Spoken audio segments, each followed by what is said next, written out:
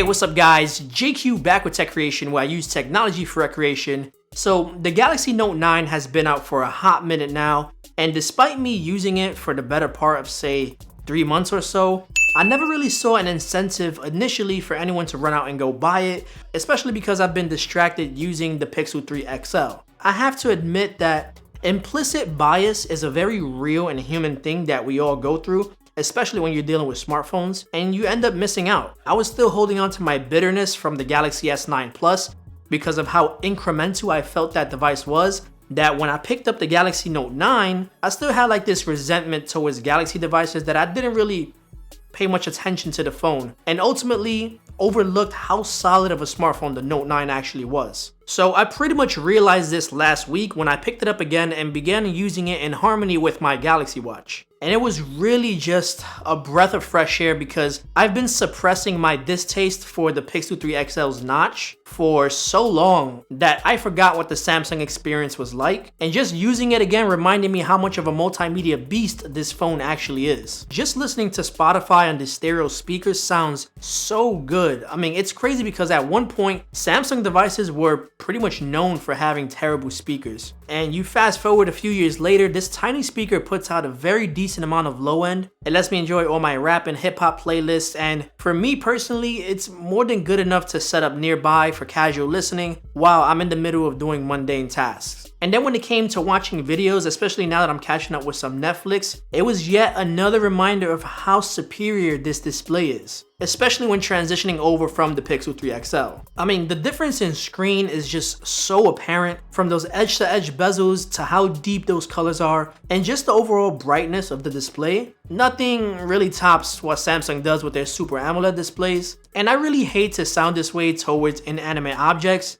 but I really just can't stop looking at this phone. And I think we could all agree that Samsung really understands what consumers would want a smartphone to look like, and that's exactly what they give us. Now, you gotta give some credit to Samsung to how committed they've been to the S Pen and seeing how it's evolved over the years to what it's become now, where it's basically a remote for your smartphone. Now, I don't know if Samsung saw my Galaxy Note 8 review, I doubt it, but I pretty much asked for this exact feature a year before this phone came out.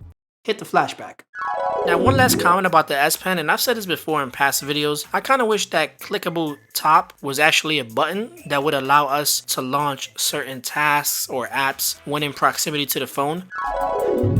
So this operates off of Bluetooth Low Energy, and when you remove it, you can use it to toggle music controls or whatever is playing in the background to play, pause, and skip. You can also launch the camera from a distance with a long press of a button, and a single click snaps a photo for those days whenever you're doing a solo photo shoot. Now, I'm not an artist, so I didn't really take full advantage of the S Pen's artistic potential, but just take a look at some of the artwork that's possible. I mean, it's just really impressive to see what artists around the world are able to create on such a relatively small canvas. And that's thanks to Samsung's state-of-the-art precision and their feature-packed pen-up app. Now, even if you don't draw, just doing things like taking detailed screen grabs or cropping photos lets you feel that accuracy and the potential of this pen. Now, to my knowledge, there are a handful of lesser-known budget smartphones that do come with a stylus, such as the LG Stylo and the LG Q Stylus. But let's be real, nobody does the stylus better than Samsung, and in all honesty, if you're gonna make an accessory for a smartphone,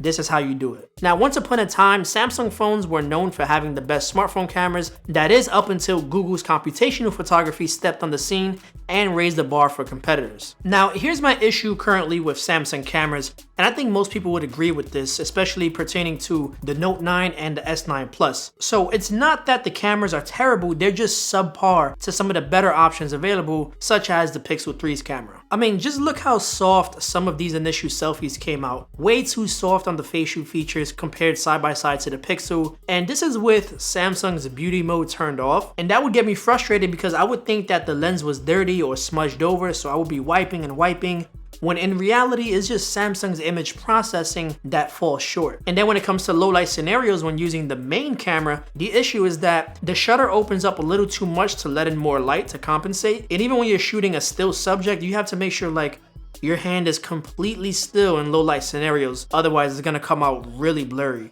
Now, yes, I know you can use the pro settings, but let's be honest, in reality, when it comes to those spontaneous point and shoot scenarios, ain't nobody gonna have time to be diving in pro settings. Most people wanna just shoot in auto mode, and that's something that the Pixel 3 camera doesn't suffer from, and if anything, low light is when it shines the most. You know, Samsung has spent years packing Galaxy devices with every feature you can think of, some features which we laughed at, but you know, they've done it for so long that they've actually become pretty good at it. And if I'm being like really honest, as much as I love the Pixel 3's camera, if you really look at it pound for pound, the Galaxy Note 9 is much closer to a perfect smartphone when you compare its feature set side by side to the Pixel. I mean, you get a superior battery life, a much more advanced mobile payment solution with Samsung Pay, a superior display. I mean, consuming content is so much better, being able to create artwork, and not to mention, small but big feature, it's backwards compatible with older fast wireless chargers. Getting fast wireless charging on the Pixel 3 requires a Google certified fast wireless charger, which is pretty lame if you ask me. Now, my closing statement and basically the purpose of this video is that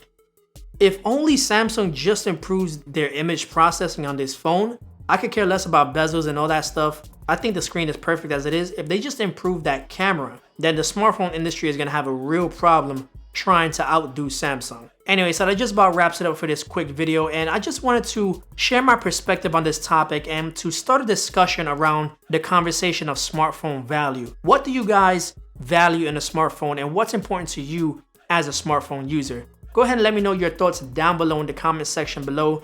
And if you found this video to be useful and helpful and you enjoyed it, show me some love to that like button. Also, I just hit 80,000 subscribers, so if you haven't done so already, make sure you go subscribe and turn on the alerts notifications so you don't miss out on some more incredible tech videos. As always, I want to thank each and every one of you guys for watching, and I will see you in the next video. Peace out.